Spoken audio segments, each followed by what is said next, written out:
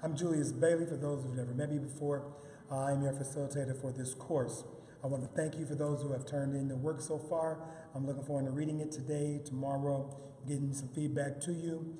Also, I want to remind you that your Kanye pieces will be due this week.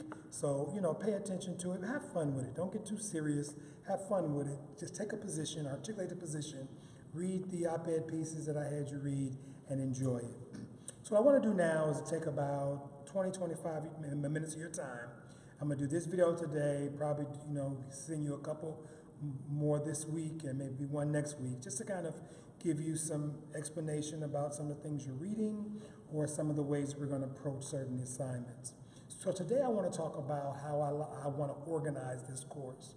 I want to organize this course, or the way in which you approach the course more specifically, into 4 themes or 4 tropes, right?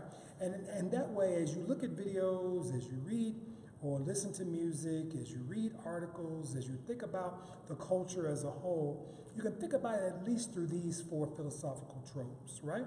And we call those tropes, I call those tropes, existential wrestling from the other philosophical genre of existentialism, a metaphysical realities, which is from obviously the philosophical branch of metaphysics, axiological impulses, which is from the branch of philosophy called ethics or axiology, and then what I like to call just broadly social and political philosophy, sort of theories in which how we approach politics or society and the relationship to the means production and that kind of thing, right?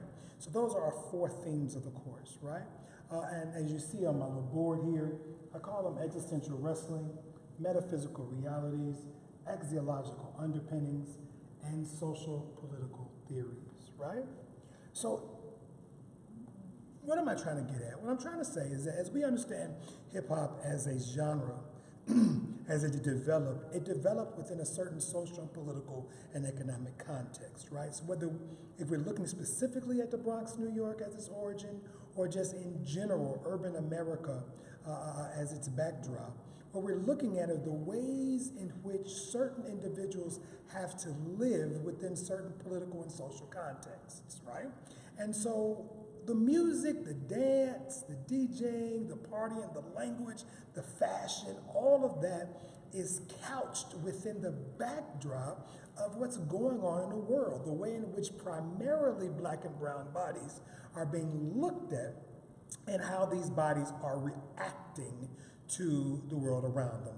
Hip-hop is just another of a long a long trajectory of genres, especially within the black American experience, whether we're talking about blues, spirituals, jazz, R&B, all these type of ways in which we express ourselves as a mode of being in the world. So it's apropos that I start with what I call existential wrestling. The existentialists, which is what your professor is, we raise a number of important questions. Some folk might not even like to deal with it, but for us, we deal with questions that primarily deal with the existence, right? What does it mean to exist? What does it mean to be, right? And as we wrestle with that question of existence, what we're wrestling with, how do I acknowledge who I am within a certain social political backdrop, and what is it about my being that I have to speak to? Another way of looking at that is, here I am as a black, fat, heterosexual man, looking at the world in the way in which it approaches blackness, fatness, the way in which it approaches dating situations, things like that, right? So I often have to wrestle with myself, look at myself in the mirror and say, how do I navigate or traffic these spaces given the existential, or we call the ontological realities of who I am? Ontology, again, is just a big word, a big philosophical word that means being, who I am. So the questions that we ask as we wrestle existentially is, who am I? Or in a communal sense, who are we, right? And so the question becomes, how do I define myself up against how others look at me, right? So when Eminem says something back in the day, when he says something, I am whatever you say I am. And if I wasn't, then why would I say I am, right? Those questions is an existential question. One of my favorite philosophers is Mystical. Again, he's old school folk, not the young school folk. But Mystical used to always have in his music, I am this, I'm not this, I'm not this. I'm the round of the tank, I'm a tarantula on a caterpillar. He would always have these sort of ideas of who he is or who he isn't up against the way people look at me. I am whatever you say I am. That's an existential response to the way in which I am viewed in the world and then how I put myself back out to the world. So the microphone, the dance, the fashion, all that is my way of showing the world, here I am. I exist. And my existence is formulated within a certain issues of poverty and race and class and drugs and gunplay and racism and all these things that come into play, but I still must somehow formulate a mode of existence. The I, the communal we. The existential wrestling also deals with what is my purpose? Am I destined to do music? Am I destined to be a dancer? Am I destined to be a fashion designer? What is my purpose such that then this rat race called life has meaning? Hip hop speaks to meaning. I do this for my culture. I do this to live. Jay-Z's question, can I live? Can I live? Can I experience my purpose, my being within the foundation of what it means to be, B-E, in the world? And then lastly, of course, we existentialists deal with what is our relationship to death, right? So when Biggie Smalls says, I'm ready to die, or I see death around the corner, right? Or when you look at sort of the politics and the statistics of what it means to be urban and experience poor health care, experience lack of food and nutrition, experience, all these things that have an effect on your livelihood. How long does an urban black male or urban black female expect to live? Then you couple that within issues of state-sanctioned violence. Right? Every experience with the police, what does that mean? It's death in front of me. And so now I look at myself as as a subject within a state-sanctioned agency, not knowing I'm going to live or die. So hip-hop speaks to this wrestling of existence, this dealing with who I am up against the backdrop of what the world is, right? The metaphysical realities. Metaphysics is that branch of philosophy that deals with what is real, what is ideal, what is pure, what is true. Now, hip-hop speaks to that. It may not have direct answers. Hip-hop, I argue, is non-metaphysical. It's more phenomenological. And by phenomenological, P-H-E-N-O-M-E-N-A-L.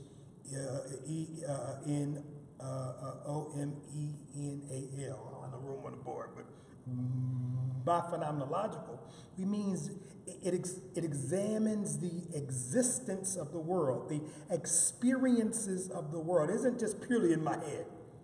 I don't conceive, I live. And even if I conceive, like Nas, if I only had one mic, again, I'm conceiving of what the world, if I ruled the world. Excuse me, I mixed artists for a minute. If I ruled the world, if conceptions, how would I change the reality of my existence into something bigger, better, broader that may not even be real? Right? And in many cases, even the naming of hip-hop artists has a certain metaphysical concept to it. Right? We don't have time to get into it this semester, but all the relationships to even going back to Nas. Nazir, God's son. Right? What does that mean? Has a certain connection with the metaphysical, with the God, with the soul, the depth of who we are, but the non-material aspects of who we are. The existential is material, and the metaphysical is the non-material, the ideal, the conceptual, right? The things that doesn't exist within the world, but informs the world. What is beauty? What is truth? What is justice? We experience maljustice. We experience things that doesn't feel beautiful. But the concept, the idea of beauty, the concept, the idea of justice, the concept, the idea of truth, those are metaphysical claims, non-tangible, but yet applicable to the world.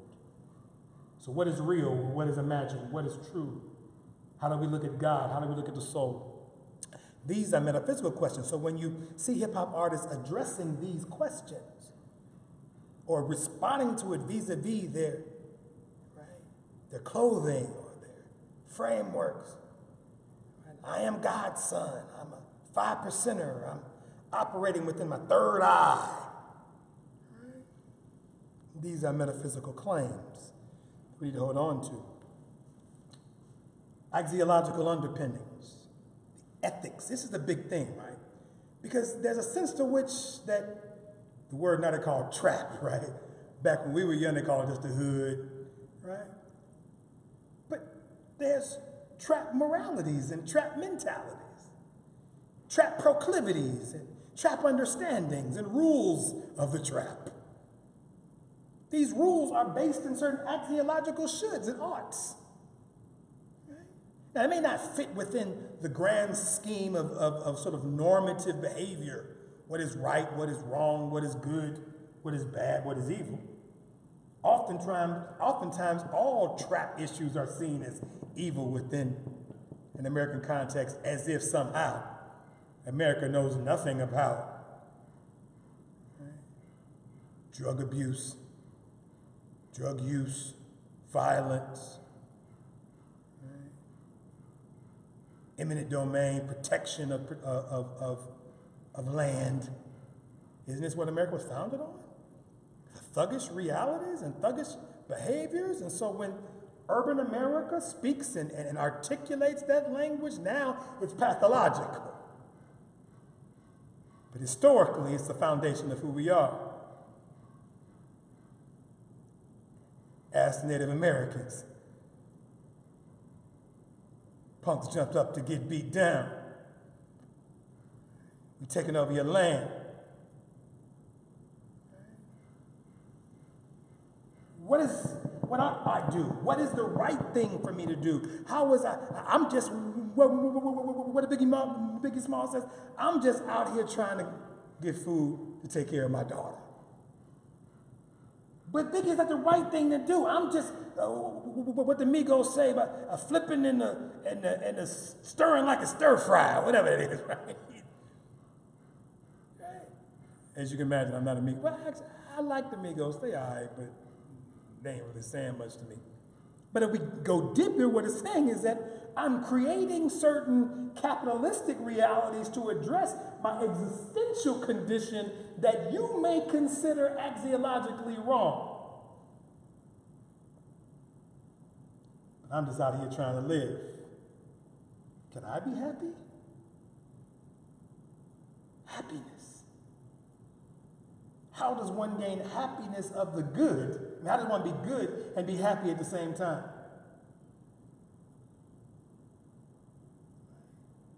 I want a bad chick. Even the flipping of language, I want a bad chick. What does a bad chick mean? I want a trap queen. What does a trap queen mean? That ain't Meghan Markle, right? What is a trap queen? Are we flipping, reinverting it, or inverting, and maybe even reinverting language in hip-hop? What's good is bad, what's bad is good. That's something you to think about.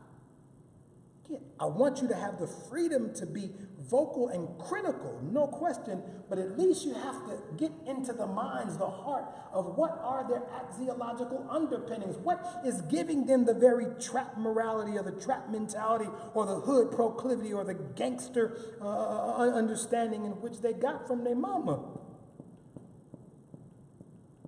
We saw it Saturday with Meghan Markle and Prince Harry. We get it from our mama.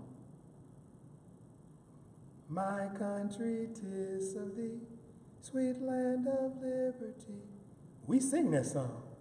On Saturday, you heard it in its original form. God Save the Queen. Right? That was the original song.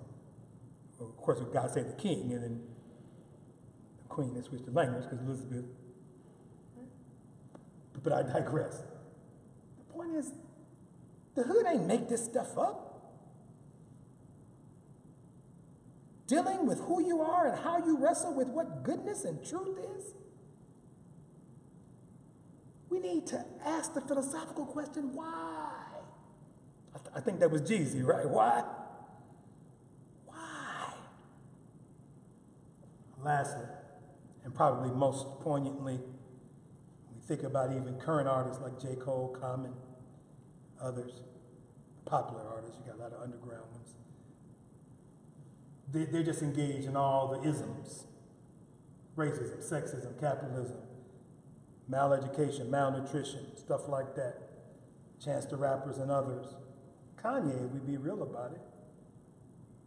Engaging in all this.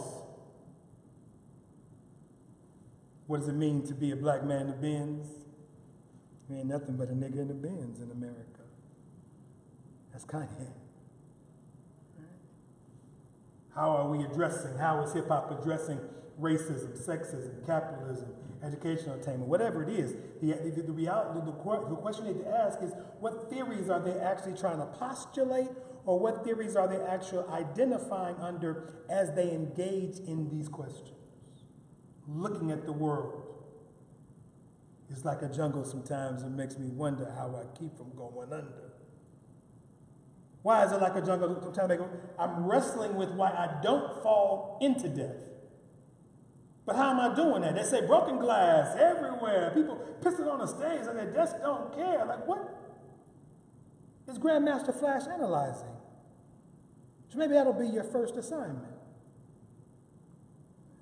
And maybe I'll do it tomorrow or do it on video for you. But I want you to Google the lyrics to Grandmaster Flash, The Message. I want you to practice using these 4 themes through Grandmaster Flash. You do it first. Then maybe Wednesday morning, I'll just personally send you a video of me breaking it down and see how it comes together. Don't wait for me. I want you to do it first. I want you to practice. Then I'm going to do it. Why are we doing this? Because you know the section of your syllabus that has to do with lyrical responses and video responses, right? This is how we do it. We take a song, we take a video, and we look at it through these themes. How is the video engaging these elements? How is the song wrestling with these themes, right? And the best of you, those who will get an A on that aspect of the assignment, are those who are going to take not just these philosophical themes seriously, but take the engagement of the analysis seriously. I know you're at home. I know you're on the road. You're on vacation. Some of you might be on the beach listening to this video right now. You're still getting a grade at an esteemed university by a somewhat esteemed professor. And I want you to take this seriously, take this class seriously, take this assignment seriously. So the first one, Grandmaster Flash, The Message. The next video that you'll get from me will have me breaking down Grandmaster Flash's The Message. I'll send that to you Wednesday. So you got today, tomorrow to get the song. Lyric only. We're not doing a video analysis, a lyrical analysis. Then we'll do a video analysis of something else. So you have those examples. All right? 4 themes of the course. Existential wrestling, metaphysical realities, axiological underpinnings, social political theories. All your language in your papers from this point on, with the exception of the Kanye piece, needs to incorporate these things. All right? Thank you for your time. I'll see you in the next video. Peace.